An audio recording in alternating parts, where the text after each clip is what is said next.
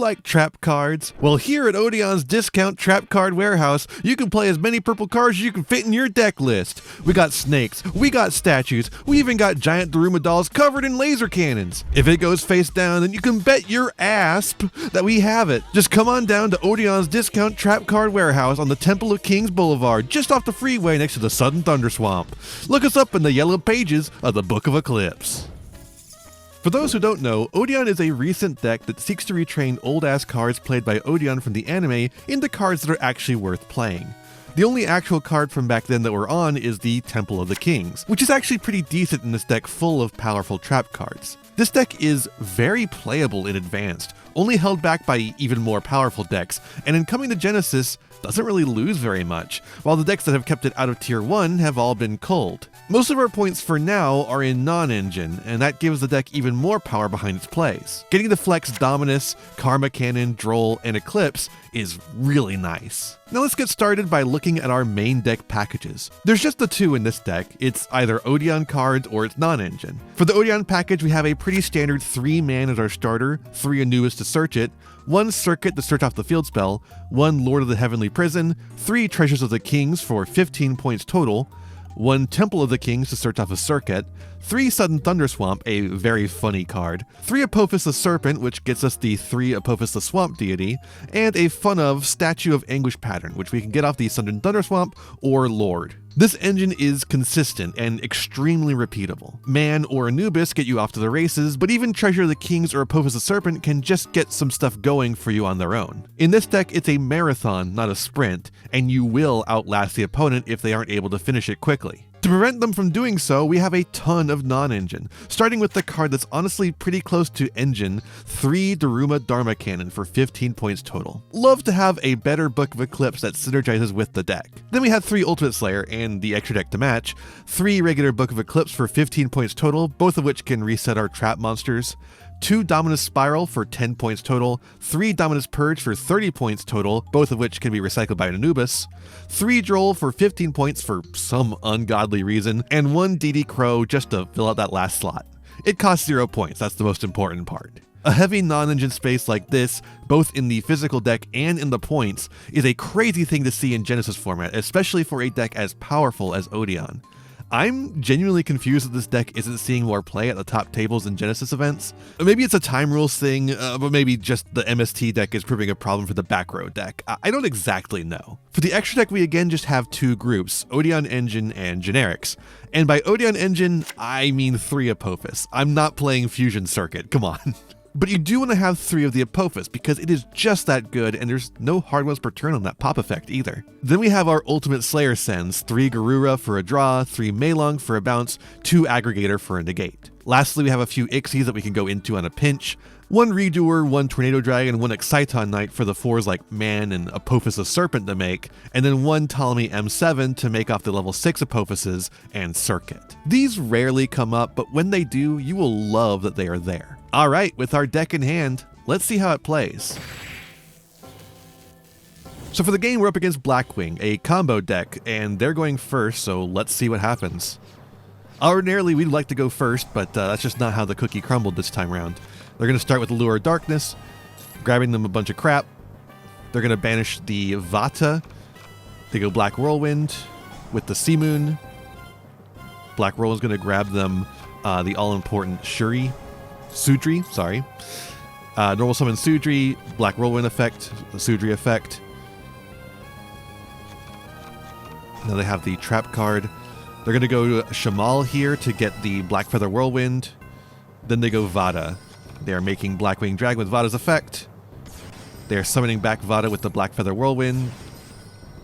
They get the Glimmer token off of the Sudri, and then we're making the Nothung, sorry. I forget it. I always forget it's Nothung. They're going to burn us for a little bit and burn themselves for a little bit. Sudri's back on the field.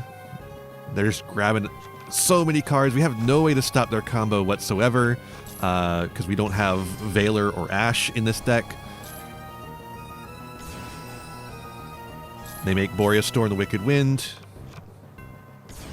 They just get the pop off entirely. They're making the 1 Blackwing Assault Dragon. They're making a second one.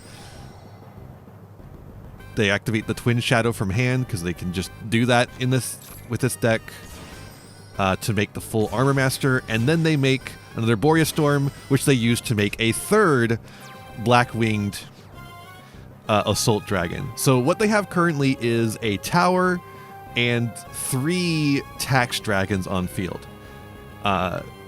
They also have Engrave Sharnga, the Waning Moon, is a pop. So what we're going to do is we lead Temple of Treasures of the Kings. They're going to pop that with Sharnga. Then we go set 1. We set 1 just in case they had any other interaction. Then we go first, because we have the double Daruma Dharma Cannon. We go Temple of the Kings. Temple of the Kings effect to activate the Daruma Dharma Cannon the turn it was set. Really cool. So we could then set all of the Blackwing Assault Dragons and send the full Armor Master because it wasn't set. Just clearing that. We go Sudden Thunder Swamp to get Apophis. Now we are online. We are going to have to wait a turn because we already used the Temple of the Kings. They go Blackfeather Whirlwind number 2. We're going to go Apophis the Serpent to get the other Apophis, the Swamp Deity, for the negate. They're going to flip up all their Tax Dragons. For some reason, they decide to go the effect of Chinook. I don't know why they did that. I think they thought that the effect to activate the card the turn was set was like not part of the effect to set it. Anyways, we're gonna go Daruma Dharma Cannon and just set all that stuff anyways. It doesn't matter. And then we also get the reset of our Apophis the Serpent, which is really good because it can get us back into another Swamp Deity. So we're gonna get another Swamp Deity. Now Apophis the Serpent lets us activate these the turn they were set. So we're gonna go ahead and activate the Swamp Deity, and we're gonna negate that Blackfeather Whirlwind. Doesn't matter too much. We're going to go into Divine Serpent Apophis. They're going to affect Valor. We're going to Swamp Deity in response. We're going to use the effect because why not? It's just to trick them. Then we're going to use the 2 Apophises to make another Apophis because Apophis, Divine Serpent Apophis can actually be made with Divine Serpent Apophis. Very strange. We're going to reset our 2 Apophises, activate one of them because with the effect of Temple of the Kings. And then we are going to knock out one of those Tax Dragons. Alright, they're going to flip those Tax Dragons back up, summon Vada. We're going to go Apophis the Serpent here, getting the other Apophis. That way we can pop the Tax Dragon that was trying to attack us. They're going to burn us for a little bit. Then they're going to finally get over that Apophis. And then they make Onimaru Divine Thunder. Since we've used our Daruma Cannons, I actually don't know that we have a good way to out this other than just attacking into it, since they did put it in defense position for some reason. They go double Blackfeather Whirlwind, but we go Apophis the Swamp Deity. Because we have 2 continuous trap modules on the field, we can negate both of those at the same time. So no advantage engine for them. They decide to just go into Typhon on top of the Onimaru. Sure, I guess. They put the Apophis Swamp Deity back in hand so we can summon it again. We still have 2 Apophises on field, and we drew in the Man with the Mark. So we go Man, get Treasures. Treasures get Apophis the Serpent. Treasures grab Circuit. Like, at this point, game's pretty much over. We were summoning Circuit. We're just cleaning up here. Go into the 3rd Divine Serpent Apophis. I told you need all 3.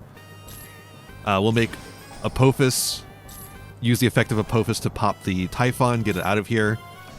Set 2 more Serpents just in case, and then go battle for well over lethal. So there you have it. Odion's Unending Trap Nightmare has a lot of legs in Genesys format.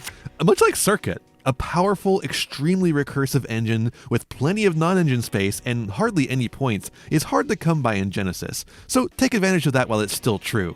Although, the next point update might take out some of our biggest threats like Radiant Typhoon and Onomat, so if there's not significant changes to Odion as well, the perfect time to enter the Temple of the Kings may be coming soon. Let me know in the comments if you tried this build, and I'll see you in the next one. Hey there, thanks for watching. I hope you enjoyed this video. I've got a lot more for you if you want them. Just hit that subscribe button and ring the bell to get notifications. I'd also appreciate if you left me a like and a comment and maybe shared the video around with your friends.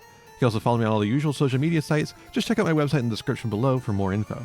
My videos are funded by my patrons, Ko-fi subscribers, and YouTube members, whose names you'll see scrolling by in these credits here. For just $1 a month, you too could find yourself here, trapped in my end screen for all eternity, among other benefits. In particular, I'd like to thank Jeremy Coatney, Frog Prince Michael, Fleakill, Haru Hayes, the Almighty Ferret Lord, Fire Mizumi, Beastman, Bryn, and Beelzis. A big thanks to all my patrons and to my little community as a whole. Remember to be kind to yourselves, be kind to others, and have a wonderful whatever time it is for you. Bye-bye!